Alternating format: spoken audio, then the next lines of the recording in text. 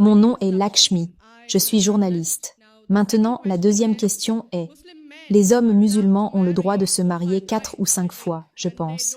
Et ils n'ont pas besoin de la permission de leur femme, vous savez, de la première femme pour se marier. Je veux dire, corrigez-moi si je me trompe, pour se marier plusieurs fois. Donc, je ne vois vraiment pas de logique à cela parce que je crois qu'il s'agit d'un homme, une femme. C'est l'institution du mariage. Alors, pouvez-vous clarifier cela? Merci. En venant à votre deuxième question, dans l'islam, les hommes se marient 4 fois, 5 fois, et ils ne demandent pas la permission de la première femme. Pourquoi? En ce qui concerne la polygamie, un homme ayant plus d'une femme, l'islam est la seule religion, et le Coran est le seul texte religieux sur terre qui dit de se marier seulement avec une. Il n'y a aucun texte religieux à part le Coran qui dit de se marier avec une seule.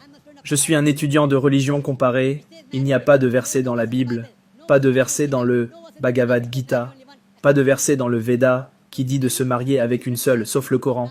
Si vous lisez les textes hindous comme le Ramayana, le père de Shri Ram, combien de femmes avait-il? Combien de femmes? Plus d'une femme. Plus d'une femme, 3 femmes. Shri Krishna, selon le Mahabharata, combien de femmes avait-il? Illimité. Pas illimité. Vous ne connaissez pas bien l'écriture. Avait-il 4 épouses? J'en ai aucune idée. Pas 4, pas 100, pas 1000, 16 108. Combien de femmes avait-il? 16 108. Alors pourquoi nous, musulmans, ne pourrions-nous pas en avoir 4? Quel est le problème? Si Shri Krishna peut avoir 16 108 femmes, pourquoi ne pourrions-nous pas en avoir 4? De plus, si vous lisez le Vishnu Purana, chapitre numéro 24, verset numéro 1, il dit qu'un brahman peut avoir jusqu'à 4 épouses. Si vous lisez les écritures juives, elles vous donnent la permission d'avoir autant d'épouses que vous le souhaitez. Si vous lisez la Bible chrétienne, elle vous donne la permission d'avoir autant d'épouses que vous le souhaitez. Si vous lisez la Bible, Abraham avait 3 épouses. Salomon, combien d'épouses avait-il? Il avait 700 épouses. Plus tard, l'Église a imposé une interdiction selon laquelle les chrétiens ne devraient se marier qu'à une seule femme, pas la Bible. C'est la communauté juive qui a pratiqué le mariage polygame. Ce n'est qu'en 1950 que le grand rabbin, le pasteur Sinois, a déclaré que les juifs devraient se marier à une seule femme. Donc, c'est le rabbin, pas les écritures juives. Et selon les écritures hindoues, vous pouvez vous marier autant que vous le souhaitez. C'est le gouvernement indien qui, en 1954, a adopté une loi appelée la loi spéciale sur le mariage hindou. La loi spéciale sur le mariage hindou qui dit que les hindous ne devraient se marier qu'à une seule femme. Ce ne sont pas les écritures religieuses. Ce n'est pas la Bhagavad Gita. Ce n'est pas le Ramayana. Ce n'est pas le Mahabharata. Ce n'est pas le Veda. C'est le code pénal indien. Le gouvernement indien qui a adopté une loi en 1954 selon laquelle les hindous ne devraient se marier qu'à une seule femme. Mais selon les statistiques sur le statut des femmes dans l'islam, si vous lisez les documents gouvernementaux à la page numéro 6667, il est dit que les musulmans pratiquent le mariage polygame.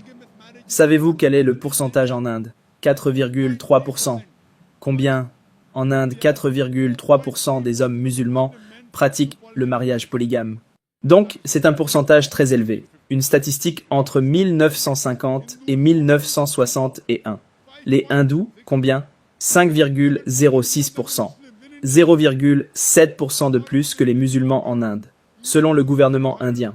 Même si c'est interdit selon la loi indienne, ils font encore plus de mariages polygames que les musulmans. Pourquoi? Maintenant, analysons ce que dit le Coran. Le Coran dit dans la sourate Nisa, chapitre 4, verset numéro 3, « Épousez les femmes de votre choix par 2, 3 ou 4.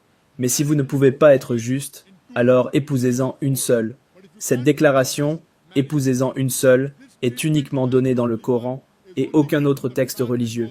Il dit « Épousez les femmes de votre choix par 2, 3 ou 4. Mais si vous ne pouvez pas être juste, alors épousez-en une seule. Donc, si vous voulez épouser plus d'une femme, l'un des critères du Coran est que vous devez être juste. Si vous ne pouvez pas être juste, vous devriez n'épouser qu'une seule femme. Maintenant, quelles sont les raisons? Les raisons logiques qu'une personne peut penser pour lesquelles l'islam a permis à certains hommes d'avoir plus d'une femme. Beaucoup de non-musulmans pensent que c'est fard. C'est obligatoire pour un homme musulman d'avoir plus d'une femme, d'avoir plus d'une épouse. Ce n'est pas obligatoire, c'est facultatif. Ce n'est pas farde. Ce n'est pas obligatoire. Combien d'hommes musulmans connaissez-vous qui ont plus d'une femme? Combien en connaissez-vous, sœur? Combien en connaissez-vous? Un peu. Combien? Encore une fois, un peu. 1, 2 ou 3, combien? Je pense à peu près 3. À peu près 3. Avez-vous entendu parler de Dharmendra? Oui. Combien de femmes a-t-il? 2. Musulmans ou non musulmans? Non pas musulmans.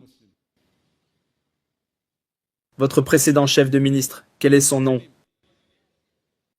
Jayalalitha. Il est hindou ou musulman? Il est hindou ou musulman? Il est hindou. D'accord. Maintenant, ce sont des personnalités célèbres. D'accord? Combien de personnalités célèbres connaissez-vous en Inde qui ont plus d'une épouse? Les 3 que vous connaissez peuvent être locales. D'accord? Oui. Localement, peut-être un ami dans votre quartier, peut-être un collègue.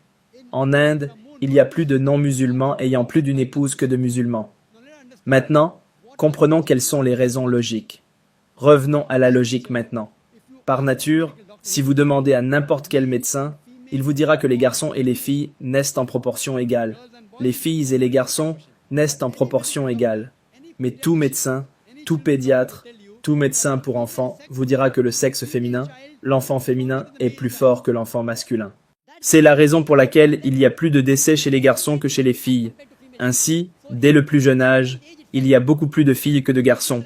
À mesure que la vie avance, des personnes meurent à cause d'accidents, d'alcoolisme, de guerre. Il y a plus d'hommes qui meurent que de femmes. Aujourd'hui, si vous analysez dans le monde, il y a plus de femmes que d'hommes. Il y a quelques pays du tiers-monde comme l'Inde où la population masculine est plus nombreuse que la population féminine. Et savez-vous pourquoi? La raison est due à la féticide féminine et à l'infanticide féminin.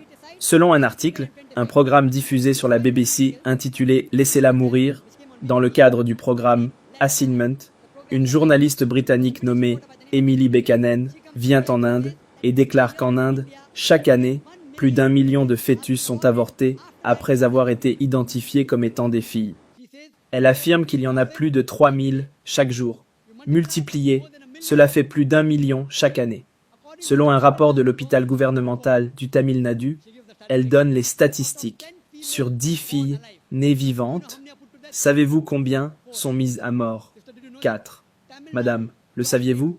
Au Tamil Nadu, votre État bien-aimé, selon les statistiques gouvernementales, sur 10 filles nées vivantes à l'hôpital gouvernemental, 4 sont tuées. Des panneaux publicitaires sont mis en place au Rajasthan et ici, qui disent « Dépensez 500 roupies et économisez 500 000 roupies ». Savez-vous ce que cela indique? Dépensez 500 roupies, faites une échographie, réalisez une amniosynthèse, identifiez si l'enfant que vous portez est une fille, avortez-la et économisez 5 lakhs roupies, 500 000 roupies. Peut-être qu'un couple de centaines de milliers la garde et le reste est donné en dot. Si vous dépensez 500 000 roupies, vous allez économiser 500 000 roupies. Si vous arrêtez cette pratique néfaste en Inde, notre pays bien-aimé, si vous arrêtez l'infanticide féminin, si vous arrêtez le féticide féminin, même en Inde, la population féminine sera supérieure à la population masculine. Si vous regardez le reste du monde, si vous regardez seulement New York, il y a 1 million de femmes de plus que d'hommes. Aux États-Unis, il y a 7,8 millions de femmes de plus que d'hommes. Au Royaume-Uni, il y a 4 millions de femmes de plus que d'hommes. En Allemagne, il y a 5 millions de femmes de plus que d'hommes. En Russie, il y a 9 millions de femmes de plus que d'hommes. Et Dieu seul sait combien de millions de femmes sont plus nombreuses que les hommes dans le monde entier. Supposons que je sois d'accord avec votre philosophie, madame. Vous avez dit un homme, une femme. Si je suis d'accord avec vous, madame, avec votre philosophie, un homme, une femme. Et supposons que ma sœur habite en Amérique, ou que votre sœur habite en Amérique.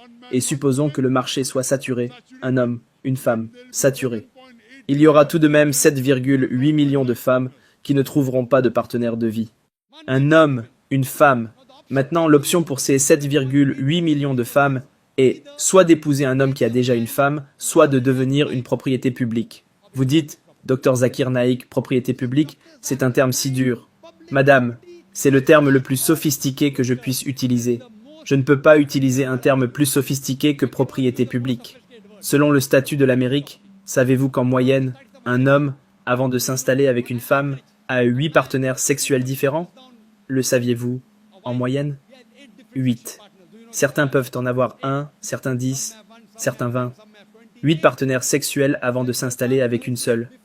Donc, la seule option qui reste, si ma sœur habite en Amérique, ou si votre sœur habite en Amérique, et que l'option lui est donnée, c'est qu'elle ne sera pas mariée à un homme qui a déjà une femme. Et supposer que le marché soit saturé. Chaque homme a trouvé une femme pour lui-même. Et malheureusement, ma sœur, ou si votre sœur est l'une des femmes qui n'ont pas trouvé de partenaire de vie, la seule option pour elle est soit d'épouser un homme qui a déjà une femme, soit de devenir une propriété publique. Toute femme modeste opterait pour la première. Madame, que choisiriez-vous pour votre sœur? Épouser un homme qui a déjà une femme ou devenir une propriété publique? Ma sœur est trop jeune pour être mariée, alors. Quand elle grandira, et si elle se rend en Amérique ou si vous vous trouvez en Amérique, que préféreriez-vous pour elle? Vous êtes l'aîné. Préféreriez-vous qu'elle devienne une propriété publique ou qu'elle épouse un homme qui a déjà une femme et obtienne des droits égaux? En islam, si vous avez une seconde épouse, vous lui donnez des droits égaux. En Amérique, la propriété publique n'a aucun droit. Elle est dégradée. Elle est déshonorée. En islam, elle a des droits égaux. En Inde, elle a des droits égaux. En Inde, elle a des droits égaux. Elle obtient de l'honneur. Que préféreriez-vous pour une sœur cadette lorsqu'elle grandira? Parfois, il est difficile de dire la vérité, n'est-ce pas, madame?